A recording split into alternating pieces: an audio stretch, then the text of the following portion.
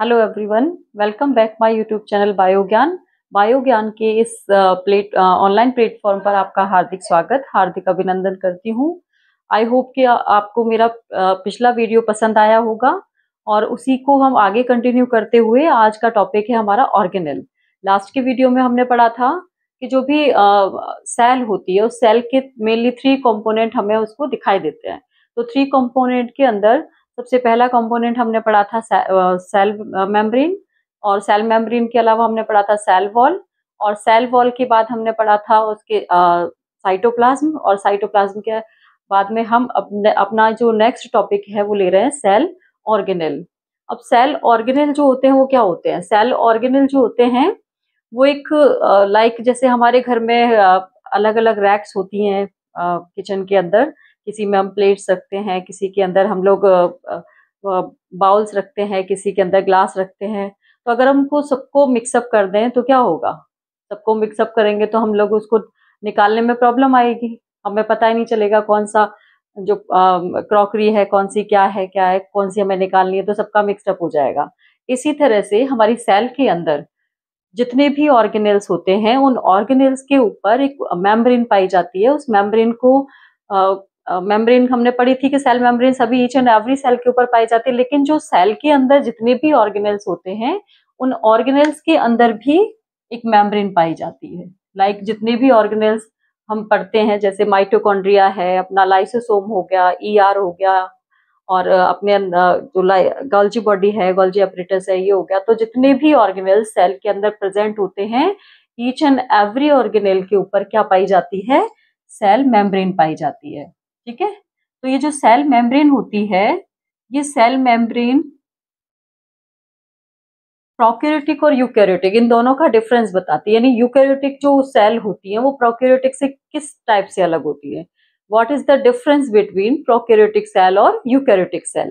तो जो prokaryotic cell होती है, प्रोकैरियोटिक सेल के अंदर कोई भी जो मेम्ब्रेन बाउंड ऑर्गेनेल्स होते हैं वो प्रेजेंट नहीं होते हैं, बल्कि जो अपनी यूकैरियोटिक सेल होती है उस यूकैरियोटिक सेल के अंदर जितने भी जो ऑर्गेनेल्स होते हैं उन सभी ऑर्गेनेल के पास में अपनी खुद की सेल मेम्ब्रेन पाई जाती है। तो हम लिख सकते हैं इसके बारे में, एवरी सेल हैज मैट्रिक्स, या हम इसको बोल सकते हैं fluid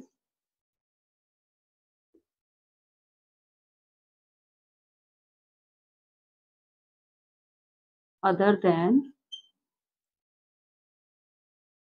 nucleus, fluid, it is called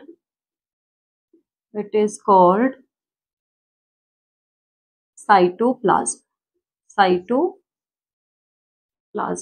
ये लाइन हम पहले भी पढ़ चुके हैं कि जो ईच एंड एवरी सेल है उसके अंदर एक फ्लूइड पाया जाता है, उस फ्लूइड को हम नाम देते हैं साइटोप्लाज्म। तो साइटोप्लाज्म हमने सिर्फ किसको बोला था? साइटोप्लाज्म हमने बोला था न्यूक्लियस को छोड़कर जितना भी सेल के अंदर जो फ्लूइड मिल रहा है उस फ्लूइड को नाम दिया था हमने साइटोप्लाज्म। और फिर हमने पढ़ा था कि अगर साइटोप्लाज्म के अलावा अगर न्यूक्लियस को हम एड ऑन करते हैं साइटोप्लाज्म के साथ, तो इन दोनों को एड ऑन करने के बाद में जो नाम दिया था हमने, वो नाम दिया था प्रोटोप्लाज्म। क्या नाम दिया था हमने? प्रोटोप्लाज्म। ये हम पहले ही पढ़ चुके हैं कि जो प्रोटोप्लाज्म होता है वो किससे मिलकर बना होता है? Nucleus plus cytoplasm. Nucleus plus cytoplasm, यानी न्यूक्लियस और साइटोप्लाज्म ये दोनों मिलकर क्या बनाते हैं? प्रोटोप्लाज्म। अब ये प्रोटोप्लाज्म है, ये नाम किसने दिया था? तो सबसे पहले जो साइंटिस्ट हैं जिन्होंने कि सेल के अंदर जो फ्लूइड पाया जाता है उस फ्लूइड को क्या नाम दिया था? प्रोटोप्लाज्म। तो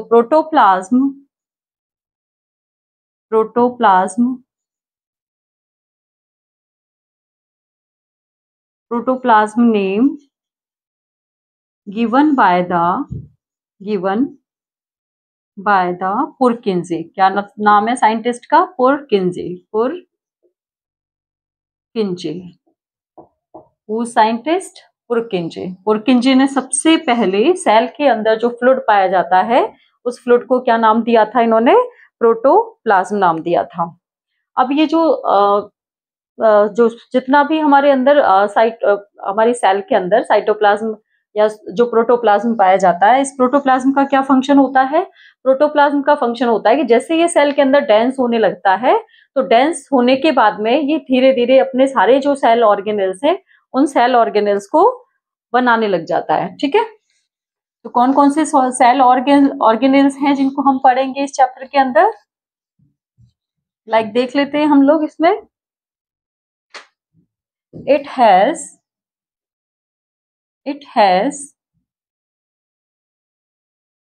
important cell organelles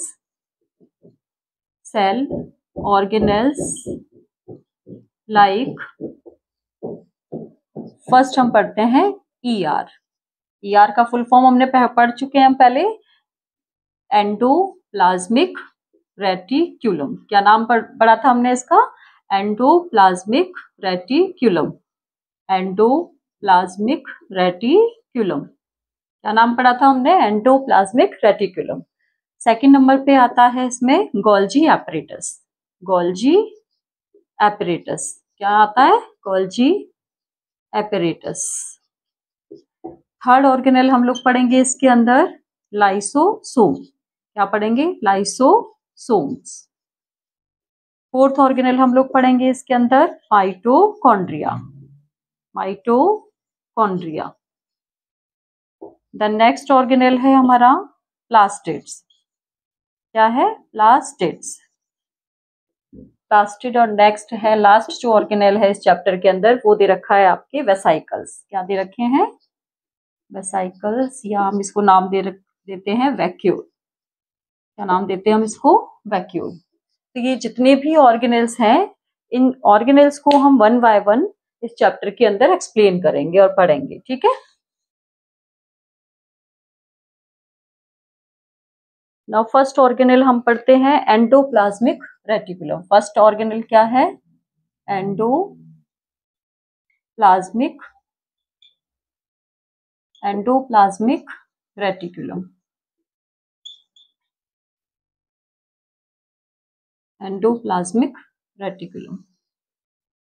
अब इस ऑर्गेनेल को हम एक डायग्राम के थ्रू समझते हैं। जो एंडोप्लाज्मिक रेटिकुलम होती है वो अपने सेल है, मान लो ये सेल है, इस सेल के अंदर क्या पाया जा रहा है? एक न्यूक्लियस पाया जा रहा है। ठीक है, सबसे लार्जेस्ट जो ऑर्गेनेल होता है वो न्यूक्लियस होता है। और सेल का ब्रेन भी इसको कहा जाता है क्योंकि सारी सेल के अंदर जो भी एक्टिविटीज होती है उन एक्टिविटीज को ये क्या करता है? कंट्रोल करता है।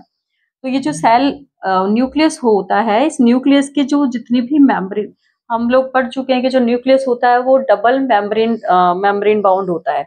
तो जो डबल मेम्ब्रेन बाउंड होता है इसके बाहर जो भी जितना भी साइटोस्केलेटन बन रहा है, इसका जो न्यूक्लियस का जो सेल मेम्ब्रेन बन रही है वो कौन बनाता है?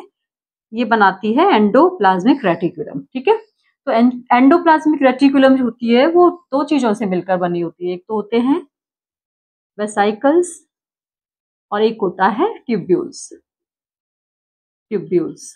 ठीक है, तो जो एंडोप्लाज्मिक रेटिकुलम होती है वो एक स्ट्रक्चर क्या बनाती है जो कि ट्यूब लाइक होती है, इस तरह से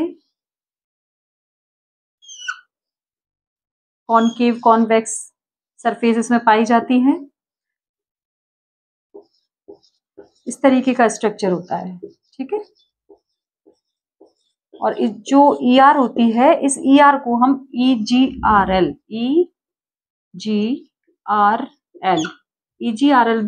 EGRL कॉम्प्लेक्स भी कहते हैं इसको। EGRL कॉम्प्लेक्स भी कहते हैं। तो क्यों कहते हैं इसको हम EGRL कॉम्प्लेक्स? क्योंकि जो ER होती है, ये जो ER है वो क्या करती है? ER से बनते हैं हमारे गोल्जी ऑपरेटर्स। यानी जो ER है, ER के जितने भी जो सिस्टर्नी, ये जो अपने वेसाइकल होती हैं, ट्यूब्यूल्स होती हैं, इस नेटवर्क से, यानी जो एंडोप्लाज्मिक रेटिकुलम क्या है? एंडोप्लाज्मिक रेटिकुलम जो है वो इन वेसाइकल्स और इन ट्यूब्यूल्स का एक नेटवर्क होता है, एक डेंस नेटवर्क होता है जो कि न्यूक्लियस के आसपास पाया जाता है, ठीक है, जो कि क्या करेगा, प्रोटीन सिंथेसिस करेगा, ठीक है, फैट सिंथेसिस करेगा, और ये प्रोटीन और जो फैट्स होते हैं उनको किसको देगा, ये न्यूक्लियस को प्रोवाइड करेगा। तो न्यूक्लियस को क्या करता है, ये न्यूट्रिशन का वर्क करता है। तो ये जो एंडोप्लाज्मिक रेटिकुलम होती है, ये क्या है, एक नेटवर्क होता है। किस चीज का नेटवर्क होता है, ये वेसाइकल्स का नेटवर्क होता है, ये ट्यूब्यूल्स का नेटवर्क होता है। यानी जो एंडोप्लाज्मिक रेटिकुलम है वो किसकी बनी होती है, वो वेसाइकल की बनी होती है और ट्यूब्यूल्स की बनी होती है।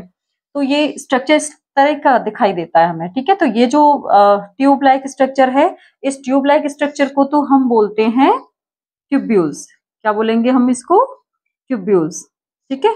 और ये जो स्फेरिकल शेप यानी राउंड शेप दिखाई दे रही है, ये स्फेरिकल शेप में भी पाई जाती है और ये रेक्टेंगुलर शेप के अंदर भी पाई जाती है। तो ये जो आपकी वेसाइकल्स होती हैं, ये स्फेरिकल शेप में भी पाई जाएंगी और रेक्टेंगुलर शेप में भी पाई जाएंगी। तो इन सबको हम क्या नाम देते हैं, वेसाइकल्स। तो इन दोनों स्ट्रक्चर का मिक्सड अप जो है, यानी इस नेटवर्क जो है, इस नेटवर्क को हम नाम देते हैं एंडोप्लाज्मिक रेटिकुलम, ठीक है। क्या नाम देते हैं हम इसको, endoplasmic reticulum vesicle. It is clear to all. ये तो है इसका स्ट्रक्चर। अब इस स्ट्रक्चर के बाद में हम वन बाय वन इसके टाइप पढ़ेंगे और इसके फंक्शंस पढ़ेंगे। What are the functions of endoplasmic reticulum. ये जो एंडोप्लाज्मिक रेटिकुलम है, ये सेल के लिए क्या वर्क परफॉर्म करती है। तो इसमें सबसे पहला है types of endoplasmic reticulum. Types of endoplasmic reticulum. Types of endoplasmic reticulum. There are two types of endoplasmic reticulum. First is RER and second is SER. First कौन सी है, RER, और सेकंड है SER. It is a RER. RER, it is a large network of membrane. It first RER and second SER. RER जो होती है वो क्या होती है, हमने बताया पहले भी इसके बारे में पढ़ चुके हैं कि जो RER होता है, RER की फुल फॉर्म होती है rough endoplasmic reticulum. Why we called rough endoplasmic reticulum? Because ribosomes are present on its surface. क्योंकि इसकी सरफेस पर जो है, यानी सेल जो कि न्यूक्लियस एंडोप्लाज्मिक रेटिकुलम की जो सरफेस है, उस सरफेस पर राइबोसोम्स प्रेजेंट होते हैं, ठीक है। और SER क्या होती है, जिस पर राइबोसोम्स प्रेजेंट नहीं होते हैं। तो it's looks surface rough and it's looks surface smooth, ठीक है। अब इसकी सरफेस जो है स्मूथ क्यों दिखाई देगी हमें, क्योंकि इस पर राइबोसोम एब्सेंट है, absent of ribosome and present ribosomes. ये दोनों में डिफरेंस है, क्योंकि इस पर प्रेजेंट होंगे तो ये रफ एंडोप्लाज्मिक रेटिकुलम, एब्सेंट होंगे तो स्मूथ एंडोप्लाज्मिक रेटिकुलम। ये हम अगर स्ट्रक्चर देखते हैं तो जैसे ये सरफेस है इसकी, ठीक है, इस सरफेस के ऊपर क्या मिल रहे हैं, राइबोसोम्स मिल रहे हैं। तो ये कैसी सरफेस हो गई, रफ सरफेस हो गई, ठीक है। अब ये कैसी है, ये इसकी जो सरफेस है वो स्मूथ है, क्योंकि इसके ऊपर किसी भी टाइप का कोई राइबोसोम है ही नहीं, और राइबोसोम नहीं होगा तो कोई भी इसमें उभारा होंगे नहीं, ठीक है, कोई भी रफनेस नहीं होगी, इसलिए ये कैसी है, स्मूथ सरफेस। अब what is the function of both.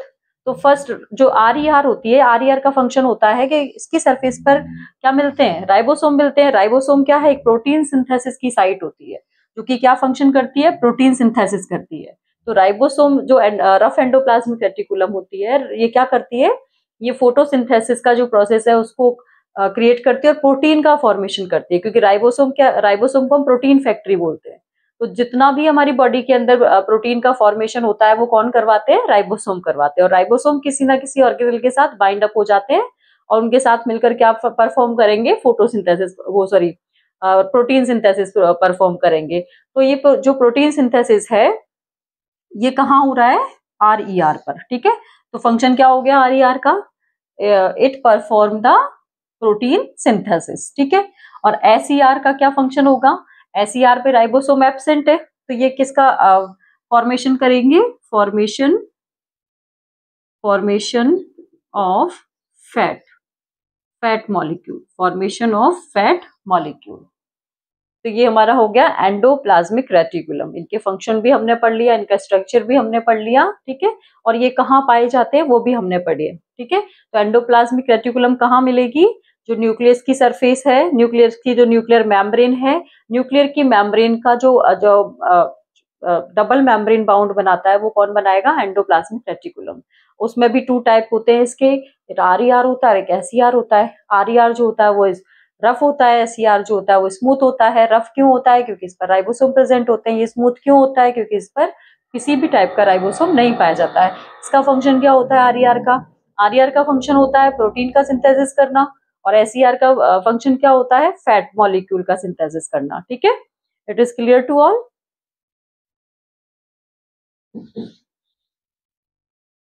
अब जितने भी जो हार्मोन्स और जो एंजाइम्स होते हैं, उन एंजाइम का फॉर्मेशन कौन करता है, RER करता है। RER क्यों करता है, क्योंकि RER जो है, RER की सरफेस पर, RER की सरफेस पर क्या पाए जा रहे हैं, सरफेस पर राइबोसोम्स प्रेजेंट होते हैं, ठीक है। अब ये राइबोसोम क्या करेंगे, प्रोटीन सिंथेसिस करेंगे। क्या करेंगे, प्रोटीन सिंथेसिस।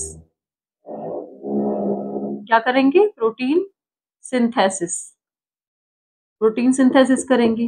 प्रोटीन सिंथेसिस से क्या होगा, प्रोटीन का फॉर्मेशन होगा। क्या होगा, प्रोटीन का फॉर्मेशन होगा, प्रोटीन फॉर्मेशन। अब ये प्रोटीन आपको मालूम है हमारी बॉडी में बहुत हेल्पफुल होता है। हमारी बॉडी में सबसे ज्यादा जो न्यूट्रिएंट्स है वो क्या है, प्रोटीन है। प्रोटीन से ही हमारी जो बोन्स है वो मजबूत होती है। प्रोटीन से ही हमारी बॉडी के अंदर जितने भी हार्मोन्स बनते हैं वो प्रोटीन बनाएगा। जितने भी एंजाइम्स होते हैं वो प्रोटीनिक नेचर के होते हैं। तो ये क्या बनाएगा, प्रोटीन या तो हार्मोन सीक्रेट करेगा, ठीक है, या फिर क्या बनाएगा, एंजाइम्स बनाएगा। और ये जो हार्मोन्स और एंजाइम्स होते हैं इनका क्या वर्क है, ये क्या फंक्शन करते हैं इसके अंदर। तो ये हार्मोन्स और जो एंजाइम्स होते हैं ये क्या हमारी बॉडी के अंदर मेटाबॉलिक रिएक्शंस होती हैं, बायोकेमिकल जो एक्टिविटीज होती हैं उन एक्टिविटीज को कंडक्ट करवाते हैं। इनकी प्रेजेंस में हमारे बॉडी के अंदर जितनी भी बायोकेमिकल एक्टिविटीज होती हैं या जो मेटाबॉलिक रिएक्शंस होती हैं वो हार्मोन्स और एंजाइम की प्रेजेंस में ही कंप्लीट होती है, ठीक है। नाउ अब हम पढ़ते हैं फंक्शंस ऑफ ER। यानी हम अभी तो हमने 1 बाय 1 फंक्शंस पढ़े थे। ऑल ओवर जो ER है उस ER के क्या फंक्शन होते हैं हमारे सेल के अंदर। तो ER फर्स्ट फंक्शन है इसका, help in the functioning of enzymes and hormones. यानी सबसे मैंने बताया था ये तो कि जो एंजाइम्स होते हैं और जो हॉर्मोन्स होते हैं उनका फॉर्मेशन करते हैं, ठीक है। तो help in the functioning of enzymes and hormones to carry out biochemical activities. यानी जो बायोकेमिकल एक्टिविटीज हैं उनको परफॉर्म करने के लिए क्या हेल्पफुल होते हैं, किसका फॉर्मेशन करती है, ये एंजाइम्स का और हॉर्मोन्स का फॉर्मेशन करती है। और जो SCR होती है, SCR में क्या मैंने बताया था कि इसमें फैट जो होते हैं, फैट मॉलिक्यूल्स होते हैं या लिपिड मॉलिक्यूल्स होते हैं, उनका ये फॉर्मेशन करते हैं। और ये मॉलिक्यूल्स क्या वर्क करते हैं, detoxify many poisonous and drugs. यानी बॉडी के अंदर, ये सेल की बॉडी के अंदर जो भी पॉइजनस बनते हैं, जो भी ड्रग्स बनते हैं, उनको सेल से क्या करती है, डिटॉक्सिफाई करती है। यानी सेल से क्या करेगी, उनको रिमूव करेगी, डिटॉक्सिफाइज कर देगी, नष्ट कर देगी, ठीक है। अगला फंक्शन है इसका, ER serves as a channel for the transport material between various region of the cytoplasm and the nucleus.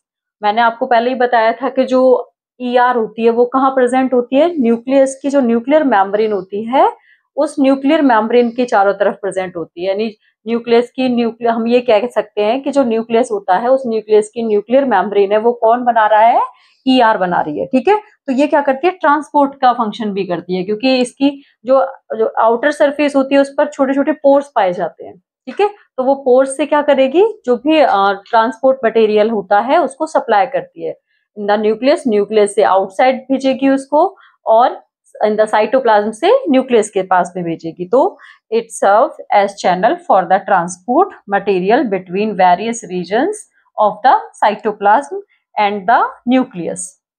Fourth function है इसका, proteins and fats molecule produced by ER help in the membrane biogenesis.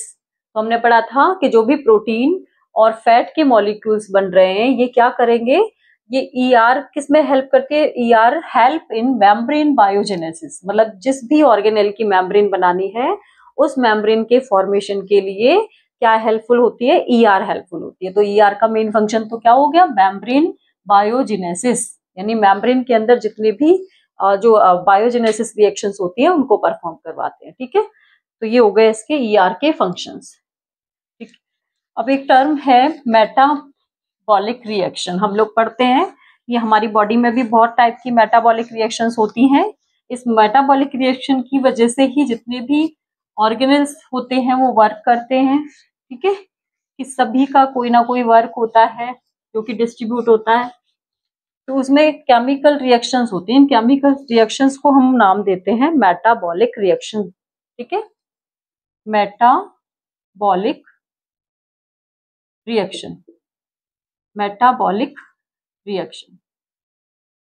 अब ये जो metabolic reactions होती हैं ये reaction या तो किसी चीज को ब्रेक डाउन करेंगी, ठीक है, या तो किसी चीज का क्या करेंगी, ब्रेक डाउन करेंगी, या फिर किसी चीज का फॉर्मेशन करती है, ठीक है। क्या करेंगी, या तो ब्रेक डाउन करेंगी या फिर फॉर्मेशन करेगी। तो जो मेटाबॉलिक रिएक्शन है ये हमारी बॉडी के अंदर ईच एंड एवरी सेल के अंदर होती है। तो या तो ब्रेक डाउन होगा किसी चीज का या फिर फॉर्मेशन होगा, ठीक है। तो अगर किसी चीज का ब्रेक डाउन हो रहा है तो ऐसी रिएक्शंस को हम कहते हैं कैटाबॉलिक रिएक्शन। क्या नाम देते हैं, कैटाबॉलिक रिएक्शन। साइंस के अंदर इस टर्म को आप काफी टाइम पढ़ेंगे, तो इसलिए इसका जो बेसिक कॉन्सेप्ट है मैं यही समझा देती हूँ आपको कि जो मेटाबॉलिक रिएक्शंस होती है वो टू टाइप से परफॉर्म होती है, एक तो ब्रेक डाउन और एक फॉर्मेशन। अगर ब्रेक डाउन हो रहा है किसी भी केमिकल रिएक्शन के अंदर तो उनको हम नाम देते हैं कैटाबॉलिक रिएक्शन। अगर किसी चीज का फॉर्मेशन हो रहा है तो उसे हम नाम देते हैं एनाबॉलिक रिएक्शन, ठीक है, नाम देते हैं एनाबॉलिक रिएक्शन। अब इन दोनों के बहुत फेमस एग्जाम्पल है, हर जगह मिल जाएंगे इनकी, ये जो एग्जाम्पल्स हैं जहां भी आप किसी भी बुक में पढ़ेंगे तो आपको सबसे पहले यही एग्जाम्पल्स दिए जाते हैं। तो कैटाबॉलिक का जो एग्जाम्पल है वो है रेस्पायरेशन। रेस्पायरेशन हम लोग श्वसन करते हैं ना, रेस्पायरेशन ब्रीथिंग।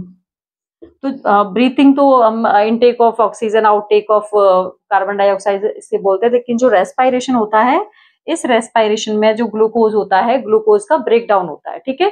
जब ग्लूकोज ब्रेक डाउन होता है तभी CO2 का फॉर्मेशन होता है, ठीक है। और ग्लूकोज का जो ब्रेक डाउन है वो किसकी प्रेजेंस में होता है, ग्लूकोज का ब्रेक डाउन होता है ऑक्सीजन की प्रेजेंस में, ठीक है। तो ऑक्सीजन की प्रेजेंस में ये CO2 और वाटर इसका फॉर्मेशन करते हैं, वाटर मॉलिक्यूल बना देंगे और कार्बन डाइऑक्साइड बना देंगे।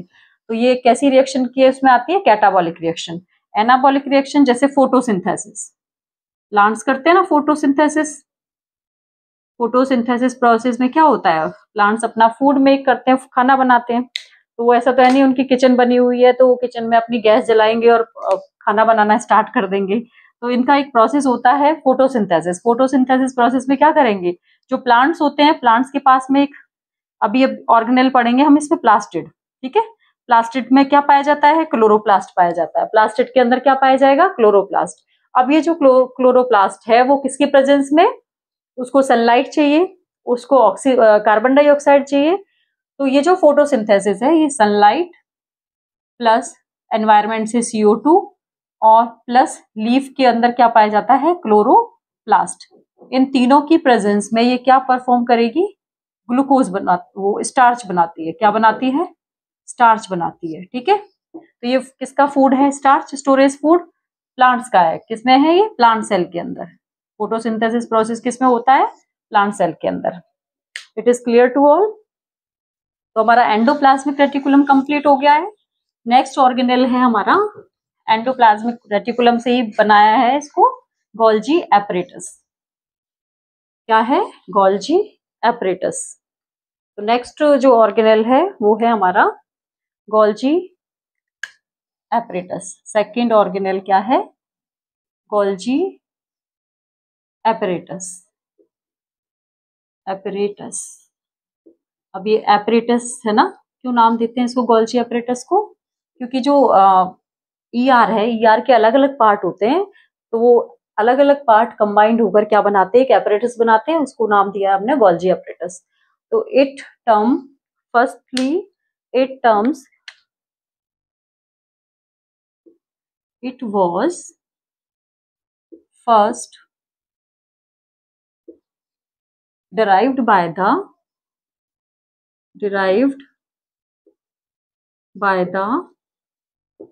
Camillo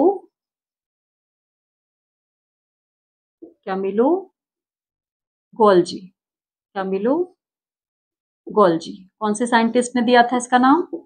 कैमिलो गोल्जी ने दिया था, इसीलिए इसका नाम क्या पड़ा है? Golgi apparatus. अब ये गोल्जी एपरेटस किससे मिलकर बना होता है? It is a system of, it is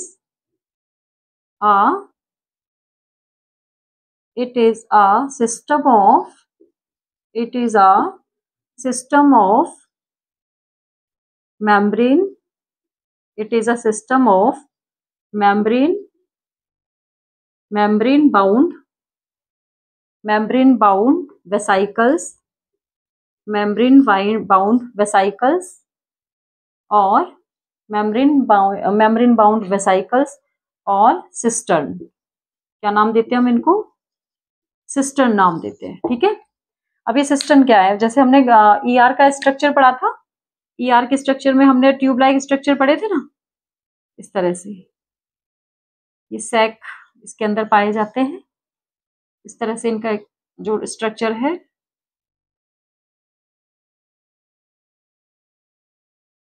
ठीक है, इस तरह से होता है। ये किससे ब्रेक डाउन होके बना है? ईआर से। ईआर के जो पार्ट हैं वो टूट जाते हैं, टूट कर ये क्या बना लेते हैं? गोल्जी एपरेटस बनाते हैं। तो इसमें जो ट्यूब लाइक स्ट्रक्चर होता है उसको तो हम नाम देते हैं सिस्टर्नी। क्या नाम देते हैं उनको? सिस्टर्नी। और जो सैक लाइक होते हैं इनको हम नाम देते हैं वेसाइकल्स, ठीक है। तो गोल्जी एपरेटस जो होता है वो इस तरीके का स्ट्रक्चर होता है। इसके अंदर क्या भरे होते हैं? जो भी अपना जो ईआर है, ईआर प्रोटीन का फॉर्मेशन कर रहा है, ईआर फैट का फॉर्मेशन कर रहा है, तो जो फॉर्मेशन किया है वो तो किसने किया है? ईआर ने। लेकिन जो गोल्जी एपरेटस है उसका क्या वर्क होता है? गोल्जी एपरेटस करता है स्टोरेज का वर्क करता है। स्टोरेज का करेगा, पैकेजिंग का करेगा, मॉडिफिकेशन का करेगा। तो जितने भी वर्कआउट, जैसे हम लोग क्या करते हैं, होलसेल में सामान खरीद कर लाते हैं, तो इसका जो सामान जो हमने खरीदा है उसका फॉर्मेशन तो कहीं और, मैन्युफैक्चरिंग तो कहीं और है, ठीक है। लेकिन जो पैकेजिंग करते हैं, पैकेजिंग करके उसको सप्लाई करते हैं, तो सप्लायर कोई और होता है। इसी तरह से जो अपना ईआर होता है, ईआर क्या है? मैन्युफैक्चरिंग का वर्क करता है। तो ईआर में क्या मैन्युफैक्चर हो रहे हैं? अपने प्रोटीन बन रहा है, अपना फैट जो फैट मॉलिक्यूल है वो बन रहे हैं, ठीक है। और उनके अलावा उसमें किस एंजाइम और हार्मोन्स का सीक्रेशन हो रहा है। तो उसको बनाने का यानी फॉर्मेशन का वर्क तो कौन कर रहा है? आपका ईआर। और लेकिन जो पैकेजिंग का है, स्टोरेज का है, मॉडिफिकेशन का है, वो वर्क कौन करेगा? गोल्जी एपरेटस करता है। तो गोल्जी एपरेटस में 2 टाइप के जो पार्ट हैं वो दिखाई देते हैं। ये जो ट्यूब लाइक स्ट्रक्चर होता है इसको तो हम बोलते हैं सिस्टर्नी या सिस्टर्न, ठीक है। और जो फूला हुआ वेसाइकल जैसा पार्ट होता है इसको हमने नाम देता है वेसाइकल। क्या नाम देते हैं इसको? वेसाइकल, ठीक है। इसके अंदर भी 2 पार्ट्स होते हैं। ट्यूब लाइक स्ट्रक्चर को सिस्टर्नी नाम दिया है और इसको हमने वेसाइकल नाम दिया है, ठीक है। तो ये कॉनकेव जो सिस्टर्नी होती है वो कॉन्वेक्स और कॉनकेव 2 टाइप की होती है, कॉन्वेक्स एंड कॉनकेव। कॉनकेव ये सरफेस होती है अलग अलग, ठीक है। जो कॉनकेव कॉन्वेक्स सरफेस होती है ये तो न्यूक्लियस की तरफ पाई जाएगी, यानी इसके पास यहाँ कौन बनेगा? न्यूक्लियर मेम्ब्रेन, यानी वो जो ईआर है वो यहाँ मिलेगी, ठीक है। ईआर से क्या बन गया? Golgi apparatus. अब ये जो गोल्जी एपरेटस जो होता है ये फर्दर डिवाइड होकर लाइसोसोम का फॉर्मेशन करता है। तो हम इसीलिए ये जो कॉम्प्लेक्स है, इस कॉम्प्लेक्स को नाम देते हैं EGRL कॉम्प्लेक्स। क्या नाम देते हैं इसको हम? EGRL complex. तो ई से बनेगा क्या? एंडोप्लाज्मिक रेटिकुलम थी सबसे पहले, एंडोप्लाज्मिक रेटिकुलर फर्दर डिवाइड होकर क्या बना लिया? गोल्जी एपरेटस बना लिया। ठीक है, गोल्जी एपरेटस बना लिया। अब ये गोल्जी एपरेटस है, इसके पार्ट ब्रेक डाउन होकर क्या बना देंगे? लाइसोसोम बना देंगे। क्या बना देंगे? लाइसोसोम। ठीक है, तो इस तरह से हमारे जो टू ऑर्गेनेल्स हमने पढ़ लिए हैं। अब गोल्जी एपरेटस के बाद में इसका आज का जो लास्ट टॉपिक है वो है हमारा लाइसोसोम। क्या है हमारा? लाइसोसोम। लास्ट टॉपिक हम पढ़ेंगे लाइसोसोम। नाम से ही पता चल रहा है इसके, लाइसिस। लाइसिस क्या होता है? लाइसिस यानी ब्रेक डाउन, टूटना किसी चीज का, लाइसिस होना। ठीक है, तो लास्ट जो ऑर्गेनेल है वो है हमारा लाइसोसोम। क्या है? लाइसोसोम। लाइसोसोम। लाइसोसोम किससे बना है? It is made up of, it is made from the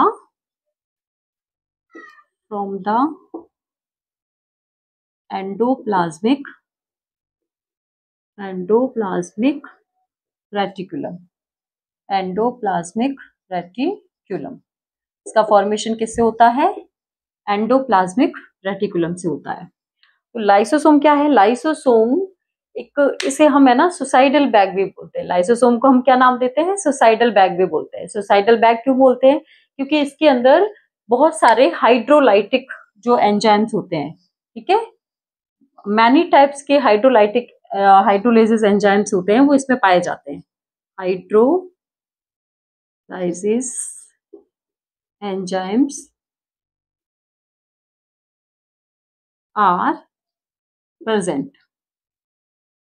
ठीक है, ये एक तरह से जैसे हमारे घरों में डस्टबिन रखा होता है ना, हम जो भी वेस्ट मटेरियल होता है उस डस्टबिन के अंदर डाल देते हैं। तो ये भी एक सेल का क्या है? डस्टबिन है। ठीक है, सेल के अंदर किसका वर्क करता है? ये डस्टबिन का वर्क करता है। तो इस सेल के अंदर यानी किसी भी सेल के अंदर जो भी वेस्ट मटेरियल होता है वो वेस्ट मटेरियल कहाँ जाता है? लाइसोसोम के अंदर। अब लाइसोसोम के अंदर, लाइसोसोम एक थैला है, बैग। ठीक है, जिसमें जो भी वेस्ट मटेरियल आता जाएगा, उसको उसमें भरते जाएंगे। ठीक है, एक स्टेज ऐसी आती है कि जब इसमें स्पेस ही नहीं, ये जैसे मान लो कोई भी वेस्ट मटेरियल इसके अंदर आया तो ये अपने जितने हाइड्रोलाइसिस एंजाइम्स पाए जा रहे हैं उन एंजाइम से इनका क्या कर देगा? लाइसिस कर देगा। ठीक है, उनका डिटॉक्सिफिकेशन कर देगा। ठीक है, उनको नष्ट कर देगा। तो अगर नष्ट कर रहा है तो ये सही वर्कआउट करेगा। यानी मान लो अगर इसको कोई वेस्ट मटेरियल कभी मिला ही नहीं, तो वेस्ट मटेरियल इसको अगर नहीं मिलता है तो ये अपने आप को नष्ट कर लेता है।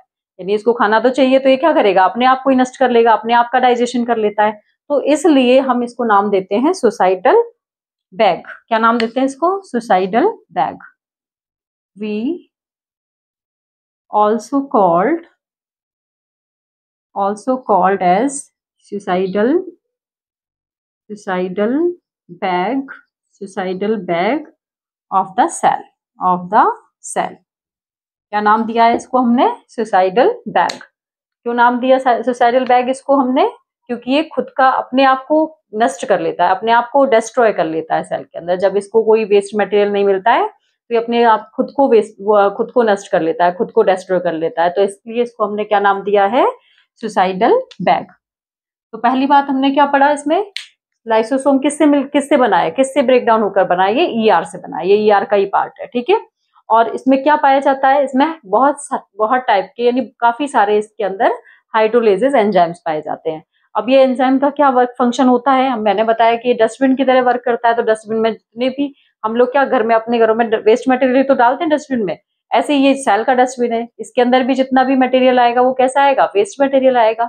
तो जो भी वेस्ट मटेरियल है उस वेस्ट मटेरियल को डाइजेस्ट करने के लिए, जो कि फर्दर वापस से काम आए, तो उसके लिए इसमें हाइड्रोलाइसिस एंजाइम्स पाए जाते हैं जो कि इसको विघटित करते हैं, उसको डिस्ट्रॉय कर देते हैं। ठीक है, और डिस्ट्रॉय करने के बाद में ये फर्दर रिएक्शन चलता रहता है एक सेल के अंदर। तो इसमें ईच एंड एवरी ऑर्गेनेल अपना खुद का अलग अलग वर्क डिवाइडेशन को दिया गया है। जो कि खुद का अपना अलग अलग फंक्शन करते हैं, फंक्शन परफॉर्म करते हैं, ठीक है। तो इसीलिए हम इसको सुसाइडल बैग करते हैं, क्योंकि ये क्या करता है, अपने आप को नष्ट कर लेता है, ठीक है। तो ये आज का टॉपिक है। आई होप कि ये टॉपिक आपको समझ में आया होगा। अब इसका लास्ट पार्ट आपके सामने आएगा, तो हमारा हम जो चैप्टर है ये कंप्लीट हो जाएगा। तो आई होप कि आपको ये समझ में आएगा। अगर अच्छे से समझ में आया है तो आप इसको लाइक करें, शेयर करें और सब्सक्राइब करें। Thank you so much.